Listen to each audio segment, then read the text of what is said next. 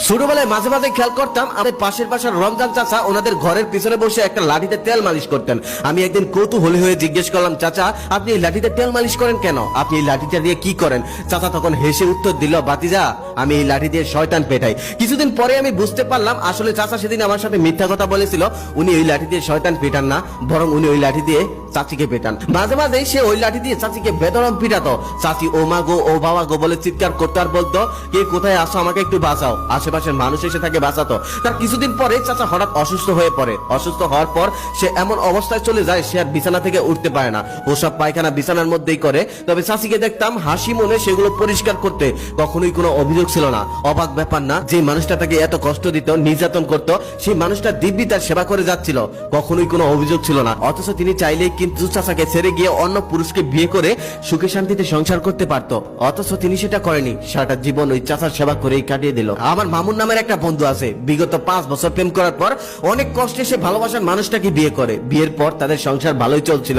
একদিন হঠাৎ তারা দুজনে বাইক নিয়ে ঘুরতে যায়। সেখানে যাওয়ার পর তাদের বাইকটা মর্মান্তিক দুর্ঘটনার কবলে পড়ে। সেখানে আল্লাহর রহমতে মামুনের কিছু না হলেও মামুনের স্ত্রীর পায়ের উপর দিয়ে গাড়ির 2টা চাকা যায়। 2টা চাকা যাওয়ার ফলে তার 2টি পায়ে কেটে বাদ দিতে হয়। তার কিছুদিন পর হঠাৎ একদিন মামুন আমার বাসায় গেল বিয়ের কার্ড নিয়ে। আমি অবাক হয়ে জিজ্ঞেস করলাম, কি রে কার বিয়ের কার্ড? মামুন তখন মৃদু এসে বলল, কেন আমার বিয়ের কার্ড? তখন আমি বললাম কি? কথাটা শুনে আমার চক্ষু বড় হয়ে গেল। আমি তখন বললাম, তাহলে ভাবির কি হবে? সে বিরক্ত হয়ে বলল, আরে স্যার তোর কথা, ওই পঙ্গু মেয়েকে দিয়ে আমি কি করব? আমি তো তখনই ওকে ওর বাবার বাড়ি রেখে এসেছিলাম, আর তার কিছুদিন পরে ডিভোর্স দিয়ে দিয়েছি। পালিয়ে বিয়ে করেছিলাম, তাই দেনমোহরের টাকাও দিতে হয়নি, বেঁচে গেছি। আমারও তো একটা ইচ্ছা আছে তাই না? ওই পঙ্গু মেয়ে কি আমার ইচ্ছা পূরণ করতে পারবে? আমিও তো একটা মানুষ। তখন আমি তাকে বললাম, তুই তো মানুষ না, তুই কিসের মানুষ? তুই তো ভালোবাসার মূল্যই দিতে পারলি না। যেই সময়টা যেই মানুষটার বাসে থাকা তোর উচিত ছিল, যেই মানুষটাকে তোর সাহস দেওয়ার উচিত ছিল, সেই সময় তুই মানুষটাকে ছুড়ে ফেলে দিয়েছিস। আর তুই পঙ্গু বলছিস কাকে? সেদিন তুই বাইক চালিয়েছিলি আর সে তোর পিছনে বসেছিল। তোরও তো এমনটা হতে পারতো, সেও তো বেঁচে যেতে পারতো। তখন সে যদি এমনটা করতো তোর কেমন লাগতো? তখন সে মাথা নিচু করে সেখান থেকে চলে গেল। সে চলে যাওয়ার পর আমি ভাবতে লাগলাম, সে হয়তো আজ না হোক কাল বিয়ে করে ফেলবে, সুখে শান্তিতে সংসার করবে। কিন্তু সেই মেয়েটা সারা জীবন হয়তো চোখের জল ফেলবে ভালোবাসার মানুষটাকে নিয়ে। আমার এক বড় ভাই ব্যাংকে জব করেন। তিনি প্রায় সময় আমাকে বলেন, ভাই জীবনে বিয়ে করিস না, বিয়ে করলি তো মরবি, বিয়ে করলি জীবনটা শেষ, সুখে আর থাকতে পারবি না। বউ এটা চাইবে ওটা চাইবে, সারাটা দিন দাবি করবে, এটা দাবি করবে ওটা দাবি করবে, দিয়ে শেষ করতে পারবি না।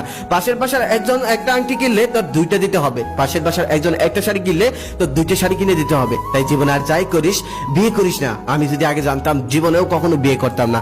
সেদিন দেখলাম সেই বড় ভাই মন মরা হয়ে বসে আছে। আমি তার পাশে গিয়ে বসলাম আর হেসে হেসে বললাম, ভাবি আজকে আবার কি দাবি করলো? মনটা এত খারাপ কেন? সে তখন আমাকে বলতেছে, শুন তোকে একটা গোপন কথা বলি, আমার অফিসে 3 লক্ষ টাকা গরমিল হয়েছিল, কোনোভাবেই হিসাব মিলাতে পারছিলাম না। কোম্পানি সোজা বলে দিয়েছে 3 দিনের মধ্যে হিসাব মিলাতে না পারলে আমাকে নাকি জেলে দিবে। আমার কাছে এখন 3 লক্ষ টাকা নেই, হিসাবটাও আমি কিছুতেই মিলাতে পারলাম না। তখন আমি টেনশনে পড়ে গেলাম।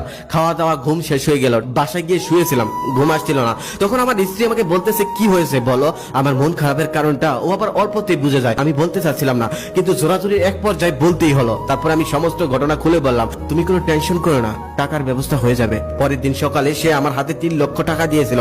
আমি বলার আগেই বুঝে গিয়েছিলাম কারণটা কি। তখন আমি তাকে জিজ্ঞেস করলাম কারণটা কি ছিল। তখন সে বলল, তার হাত নাক কান সবকিছুই খালি ছিল। তখন আমি তাকে কি বলবো কিছুই বুঝতে পারছিলাম না। তখন সে আমাকে বলল, ভাই তোকে আমি এতদিন যা বলেছি সব বলবে। আসলে জীবনে একটা বিশ্বস্ত হাতের দরকার, যে হাতটা বিপদের মুহূর্তে থাকে, বিপদের মুহূর্তে শক্ত করে ধরে বলে, আমি আছি, তোমার কোনো টেনশন নেই। এই বলে সে সেখান থেকে চলে গেল। আমি তখন মনে মনে ভাবতে লাগলাম, আজ পর্যন্ত কোনো মেয়েকে দেখিনি তার অসুস্থ স্বামীকে ফেলে চলে যেতে। তবে অনেক পুরুষকে দেখেছি তার অসুস্থ স্ত্রীকে ফেলে দিয়ে নতুন একটা মেয়ের সাথে দিব্যি সংসার করতে।